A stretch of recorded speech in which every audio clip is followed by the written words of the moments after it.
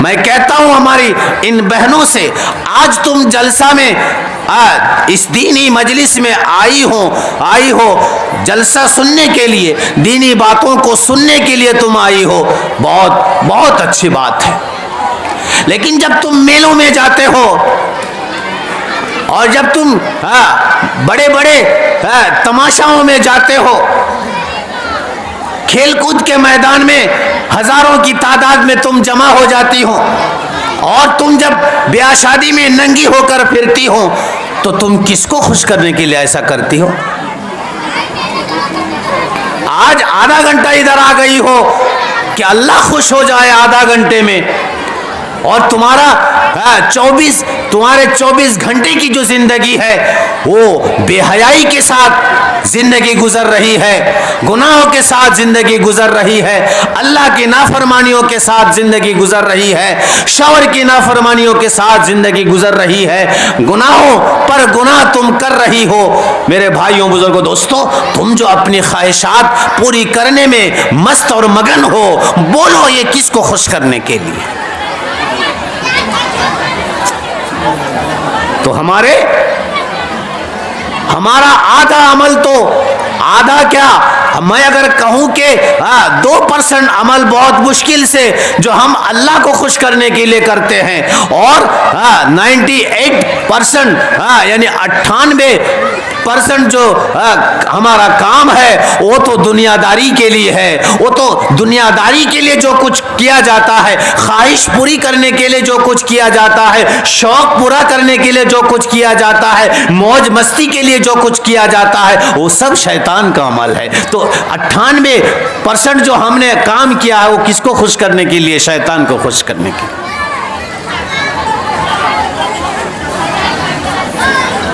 اور ہم اتنے یعنی خواہشات سے ایسے جکڑے ہوئے ہیں، ہم خواہشات کے پجاری بن گئے ہیں، ہم ہوس کے پجاری بن گئے ہیں، ہم خواہشات کے پتلے بن گئے ہیں۔ ہمیں بھائیوں، بزرگوں، دوستوں، صرف موج مستی کے علاوہ کچھ نہیں سمجھ میں آتا ہے، کچھ نہیں سوچتا ہے، بس ہمیں موج اور مستی کرنا چاہیے، عیاشی کرنی چاہیے اور خوشیاں منانی چاہیے، اور میرے بھائیوں، بزرگوں، دوستوں، بس زندگی مستی کے پیچھے گزر جائے۔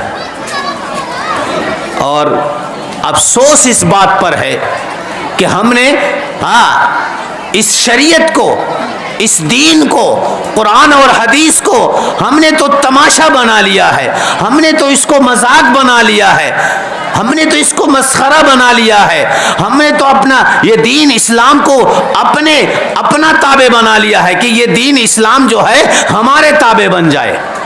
ایک آدمی سود کھاتا ہے، وہ چاہتا ہے کہ یہ سود کھانا حلال ہو جائے، جائز ہو جائے۔ ایک آدمی ناجائز کاروبار کرتا ہے، وہ سمجھتا ہے کہ یہ کاروبار جائز ہونا چاہیے، یہ ناجائز کیوں ہوگا؟ یعنی اپنی عقل سے، اپنے دماغ سے، اپنی سوچ سے جو بھی اس کے جی میں آتا ہے وہ کہہ دیتا ہے کہ یہ سود حلال ہو جانا چاہیے، اس لیے کہ ہم تو دوسروں کا فائدہ کر رہے ہیں۔ ادھر کہتا ہے کہ یہ کاروبار ہم محنت کر رہے ہیں، لہذا یہ کیوں حرام ہوگا؟ میرے بھائیوں، بزرگوں، دوستوں، شریعت کا مذاق اڑایا جاتا ہے۔ ایک صاحب نے کسی عورت سے شادی کر لی، میں نے پوچھا اس سے، ارے بھائی کیوں، کیسے، کہاں تم نے ایسی شادی کی ہے؟ کیا کسی نے شادی پڑھائی ہے؟ کسی نے ایجاب قبول کرایا ہے؟ 2 آدمی موجود تھے، گواہ موجود تھے۔ اس نے کہا کہ مفتی صاحب وہ ایسا ہے کہ میں اس سے وہ بھی کسی کی بیوی ہے، میں اسے بہت پیار کرتا تھا، تو ایک دن پھلا مزار میں لے کر گیا اور مزار کو گواہ بنا کر میں نے اسے شادی کر لی ہے۔ بات نہیں سمجھ رہی؟ یہ کیسی حرام کاری ہے؟ شریعت کو کیسے بگاڑ دیا، کیسے اس کی عقل اور شعور ہے کہ خود دونوں راضی ہے تو شادی ہو گئی، یعنی شیطان خوش ہو جائے، اللہ ناراض ہو جائے، اللہ کا پرواہ نہیں، آخرت کا پرواہ نہیں، دنیا ہماری بن جائے، شیطان خوش ہو جائے، چاہے ہماری آخرت بگڑ جائے، چاہے اللہ ناراض ہو جائے، کوئی پرواہ نہیں۔ آج ہماری ایسی طبیعت بن چکی ہے. کیا منہ لے کر ہم اللہ کے سامنے حاضر ہوں گے؟ کیسے ہم اللہ کی رحمت کی امید کرتے ہیں؟ کیسے ہم اللہ سے خیر اور بھلائی کی دعائیں مانگتے ہیں؟ کیسے ہم عذاب کو ٹالنے کے لیے اللہ سے دعائیں مانگتے ہیں؟ ہمارے گھر گھر میں سود آ چکا ہے. میرے خیال سے اس بھگوان پور کی سرزمین میں 2-4 مکان 2-4 گھرانہ ایسا بچا ہوا ہوگا کہ جو بالکل مکمل سود سے بچے ہوئے ہوں، ورنہ تو میرے خیال سے ایسے 10 گھرانے بھی نہیں ہیں. سب گھرانے سود کے ساتھ ملوث ہیں. ہر گھر میں، ہر گھرانے میں سود آ چکا ہے. اور میری ماں اور بہنیں تو ابھی سود کے زیادہ اور شوقین بن چکے ہیں. بندھن لون چاہیے ان کو، گروپ لون چاہیے. کتنی بے حیائی ہے، گروپ باندھ کر جاتی ہے. کیسا بے حیا شوہر ہے، کیسا ہجڑا شوہر ہے. وہ اپنی بیوی کو گروپ لون میں گھساتا ہے اور گروپ لون اس سے کرواتا ہے. اس سے 20-20 ہزار روپیہ کے لیے اس کو یعنی غیروں کے پاس، ان مردوں کے پاس جو لون پاس کرتا ہے، جو ان لوگوں کو لے کر میٹنگ کرتا ہے، مزہ لیتا ہے، اس سے آنکھیں لڑاتا ہے، مسکراتا ہے، ہنس ہنس کر بات کرتا ہے، میٹھی میٹھی بات کرتا ہے. ایسے گئے مردوں کے پاس ہمارے یہ ہجڑے شوہر، ہمارے یہ بھائی نوجوان، یہ لوگ اپنی نوجوان بیویوں کو بھیجتا ہے. میں تو اپنی آنکھوں سے دیکھ رہا ہوں، کوئی غلط بات تھوڑی ہے. ارے سود اتنا گندا گناہ ہے، اتنا بڑا گناہ ہے. ابھی سیاہ ستہ کے حوالے سے ایک بہت بڑے عالم، انٹرنیشنل عالم، وہ بتا رہے تھے کہ سود کا گناہ درجہ بدرجہ چھوٹا، نیچے، سب سے نیچے درجہ سے سود کا گناہ بڑھتا ہوا، اس کے گناہ کے درجے جو ہیں وہ 73 درجے ہیں. سود کے گناہ کے درجے 73 ہیں. اور سود کا ادنا، سب سے ادنا، سب سے چھوٹا گناہ یہ ہے، سود کھانے کا سب سے چھوٹا گناہ یہ ہے کہ اپنی ماں کے ساتھ 33 مرتبہ زنا کرنے سے جتنا گناہ ہوتا ہے اتنا گناہ سود کا ادنا گناہ ہے. اور سود کا سب سے اعلیٰ گناہ یہ ہے کہ سود کھانے والے، سود دینے والے، سود لینے والے، ان سے اللہ اور اس کے رسول کی جنگ کا اعلان ہے. اللہ اور اس کا رسول سود کھانے والوں سے جنگ کا اعلان کرتا ہے. کس منہ لے کر آج ہم اللہ کے سامنے یہ کہتے ہیں کہ اللہ تو ہمارے اوپر بھلائی کا، خیر کا، برکت کا، فضیلت کا فیصلہ فرما.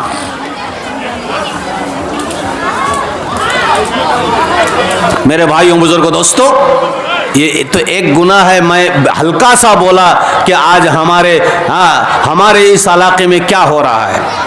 زور جس کا ہے ملک اس کا ہے. بس ایک زور زبردستی کا ایک فضا بن گیا ہے، عالم بن گیا ہے. جس کے پاس طاقت کا زور ہے، جس کے پاس پیسوں کا زور ہے، جس کے پاس سیاست کا، پالیٹکس کا زور ہے. بھائیوں، بزرگوں، دوستو، بازار اس کی ہے، مارکیٹ اس کا ہے. یہ مولوی کیا کرے گا؟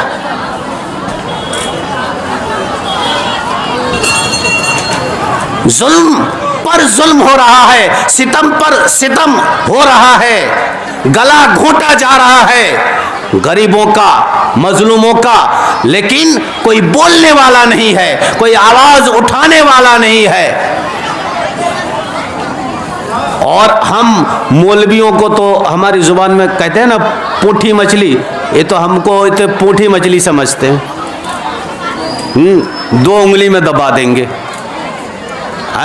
آج اگر کچھ برا بھلا حق بات اگر کسی کو کڑوا بھی لگے، اگر حق بات کہہ دی جائے اور اس حق بات کے خلاف لوگ سارے علاقے کے چل رہے ہیں تو صبح گالیوں کی برسات برسنے لگے گی، گالیوں سے استقبال کیا جائے گا. وہ مولوی ایسا ہے، وہ مولوی نہیں بولا جائے گا، اس کے ساتھ سالہ جوڑا جائے گا. وہ سالہ مولوی ایسا ہے. اس کا جرم کیا تھا؟ اس نے حق بات کہا اور بھرے مجمع میں لوگوں کے بیچ میں دکانوں میں بازاروں میں وہ آواز لگا کر گالیاں دے کر کسی کو گالی دیتا ہے، کوئی ٹوکنے والا نہیں ہے، کوئی روکنے والا نہیں ہے، کوئی بولنے والا نہیں ہے، کوئی اعتراض کرنے والا نہیں ہے. اور تم اللہ ہم پر خوش ہو جائے، اللہ ہم سے راضی ہو جائے، اللہ کی رحمت ہمارے گھروں میں آ کر بالکل اتر کر بالکل ہمارے گھروں کو پورا گھیر لے. کیا عمل ہے؟ کیا ہمارے ساتھ عمل ہے؟ یہ تو ہم نے ایک برائی کا ذکر کیا ہے، وہ بھی بالکل یعنی 100 کا 1% میں نے ذکر کیا ہے. اس کے علاوہ بے حد بے شمار ان گنت جو برائیاں ہمارے ان در و دیوار میں، ہمارے ان علاقوں میں ہیں، ہم سب واقع ہیں، ہم سب واقف ہیں، ہم سب جانتے ہیں ان برائیوں سے. پورا علاقہ کرپٹڈ ہو چکا ہے، پورا سماج کرپٹڈ ہو چکا ہے، پورا معاشرہ کرپٹڈ ہو چکا ہے. میرے بھائیوں بزرگوں دوستو، پھر ایسے حال پر ہم کہیں گے کہ اللہ خوش ہو جائے، رحمان خوش ہو جائے. میرے بھائیوں بزرگوں دوستو، بہت بہت برا وقت اللہ کی ناراضگی کو ہم نے دعوت دے دی ہے، اللہ کے غضب اور غصہ کو ہم نے دعوت دے دی ہے. اللہ کا غضب اور غصہ ہماری طرف متوجہ ہو رہا ہے اور ہم اللہ کو کیا خوش رکھیں گے. اس لیے میرے بھائیوں بزرگوں اور دوستوں، بات تو تھوڑی آدھا گھنٹے کرنی تھی بات، تو عرض یہ کرنا ہے کہ میرے بھائیوں بزرگوں دوستوں، اللہ کے نبی صلی اللہ علیہ وسلم نے فرمایا، حدیث کو غور سے سنیے، حدیث کو غور سے سنیے. آپ صلی اللہ علیہ وسلم نے فرمایا، لا یؤمن احدکم حتی یکون ہواہ تبعا لما جئت بہ، کہ اس وقت تک کوئی ایمان کا دعویٰ کرنے والا، کوئی کلمہ پڑھنے والا، کوئی اسلام کا دعویٰ کرنے والا، کوئی مومن مسلمان مکمل کامل مسلمان اور مومن نہیں بن سکتا ہے. کس وقت تک؟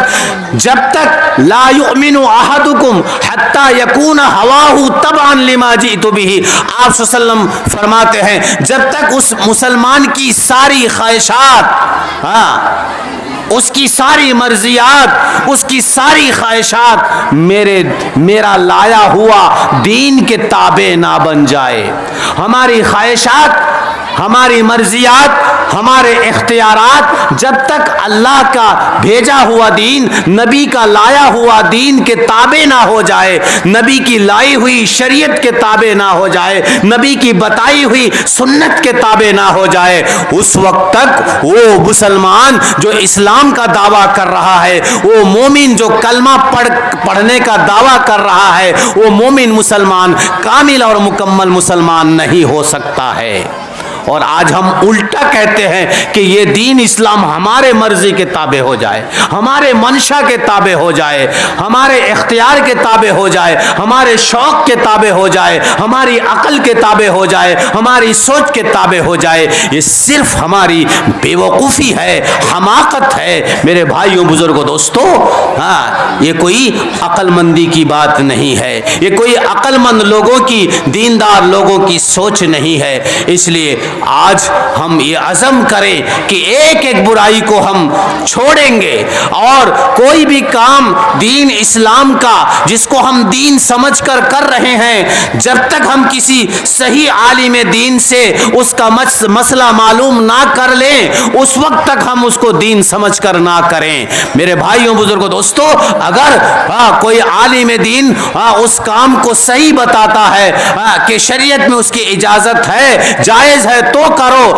اگر شریعت منع کرتی ہے اور وہ عالم دین کہتا ہے کہ یہ شریعت میں ناجائز ہے، تو تکرار مت کرو، سوال مت کرو، بحث مت کرو. بغیر بحث کے، بغیر تکرار کے، بغیر دلیل پیش کیے کہ تم اللہ کے واسطے سر جھکا کر مان لو کہ آمنا وصدقنا، جو اللہ نے کہا ہے، جو اللہ کے نبی نے کہا ہے، وہ سچ ہے، وہ حق ہے، اور ہمارا اس پر ایمان ہے، ہم اس کی تصدیق کرتے ہیں, ہم اس کو مانتے ہیں. دلیل اپنی طرف سے مت بناؤ, اپنی طرف سے دلیل مت پیش کرو. تمہاری عقل کی رسائی کتنی ہے, تمہاری عقل کی دوڑ ہی کتنی ہے, تم نے کیا سمجھا ہے دین اور اسلام کو؟ میرے بھائیوں بزرگوں دوستو, تمہیں تو کلمہ بھی صحیح طریقے سے نہیں آتا ہے, تو پھر تم اسلام کے اوپر تم انگلی اٹھاتے ہو اور اسلام پر مداخلت کرتے ہو اور اسلام کو اپنی عقل سے سمجھنا چاہتے ہو, اپنی مزاج سے, اپنی طبیعت سے سمجھنا چاہتے ہو, جبکہ حضرت علی رضی اللہ تعالی عنہ کی طرح ایسی شخصیت, اتنی اونچی ذات اور عشرہ مبشرہ میں سے ہیں, نبی کے داماد ہیں اور اسی کے ساتھ ساتھ خلفائے راشدین میں سے ہیں, ہزاروں فضیلتوں کے جو حامل ہیں, وہ کہتے ہیں کہ دین کو عقل سے سمجھا نہیں جا سکتا ہے, اللہ کا بھیجا ہوا دین کو تم عقل سے نہیں سمجھ سکتے ہو. میرے بھائیوں بزرگوں دوستو, اس لیے عقل مت لڑاؤ, عقل کا کوئی دین سے کوئی دخل نہیں ہے. میرے بھائیوں بزرگوں دوستو, بات سمجھنے کی کوشش کریں. جن برائیوں کو ہم کرتے آ رہے ہیں, ہم کرتے کرتے ہماری عادت بن چکی ہے اور پورا معاشرہ کر رہا ہے, تو پورا معاشرہ اگر ایک برائی کرے تو اس کا مطلب تھوڑا ہی یہ ہے کہ وہ برائی نہیں ہے, وہ اچھا کام بن جائے گا. یہ تھوڑا ہی ایسا ہے, ایسا بالکل نہیں ہے. جو برائی ہے وہ برائی ہے, جو گناہ ہے وہ گناہ ہے, چاہے ایک آدمی کرے چاہے معاشرہ کے سب لوگ کریں. میرے بھائیوں بزرگوں دوستو, لا يستوي الخبيث والطيب ولو اعجبك كثرة الخبيث. قرآن کریم کی ایک آیت یاد آ گئی جس میں یہ بات ہے کہ اچھائی اور برائی دونوں چیز کو ایسا کمپیئر کر کے ایک مت سمجھو. اچھائی ہے, برائی ہے. برائی کتنی بھی عام ہو جائے, گناہ کتنا بھی عام ہو جائے, کوئی غلط کام کتنا بھی عام ہو جائے, اس کا مطلب یہ نہیں کہ وہ اچھا بن گیا. لوگوں کے کرنے سے کوئی کام اچھا تھوڑی بن جاتا ہے. اگر شریعت اس کی تصدیق کرتا ہے, دین اس کی تصدیق کرتا ہے, اللہ یعنی اسلام اس کی تصدیق کرتا ہے کہ یہ صحیح کام ہے, اچھا کام ہے, تو کام اچھا ہے. اگر یعنی قرآن کہتا ہے کہ یہ کام غلط ہے, حدیث کہتی ہے کہ یہ کام غلط ہے, شریعت کہتی ہے کہ یہ کام غلط ہے, تو غلط ہے, چاہے سارے لوگ کرنے لگے. میرے بھائیوں بزرگوں دوستو, میں بات اب لمبی نہیں کرنا چاہتا ہوں. میں اپنی بہنوں سے بھی, اپنی ماؤں سے بھی گزارش کروں گا کہ بھائی, جو رات دن ہم گناہ کرتے ہیں, وہ تو کچھ گناہ تو ظاہر میں ہم دکھا کر کرتے ہیں اور کچھ گناہ تو ہم اندر اندر کر رہے ہیں. اب روزہ رکھنے والا ڈوب کر اگر پانی پیے گا, اگر اندھیری کوٹری میں بیڑی پی لے گا, ادھر ادھر تاک جھانک کر دیکھا کہ کوئی نہیں ہے, امام صاحب 2-4 کھجور اگر کھا لیا مسجد میں چھپ کر, کون دیکھ رہا ہے؟ ظاہر میں تو روزہ ہی رکھنے والا ہے. تو ڈوب کر جو ہم پانی پی رہے ہیں, جو گناہ انٹرنل طور سے کر رہے ہیں, ہماری جو اندرونی زندگی انٹرنل لائف ہے, راتوں کو جو ہم چھپ چھپ کر گناہ کرتے ہیں, ان گناہوں سے بچو. میرے بھائیوں بزرگوں دوستو, جس قوم میں سود آ جائے, جس قوم میں شراب آ جائے, جس قوم میں زنا آ جائے, جس قوم میں ناچ گان بڑھ جائے, کبھی بھی وہ قوم روئے زمین پر کامیاب بن کر جی نہیں سکتی ہے. ایسی قوم کی ہلاکت, تباہی لازمی ہے, یقینی ہے.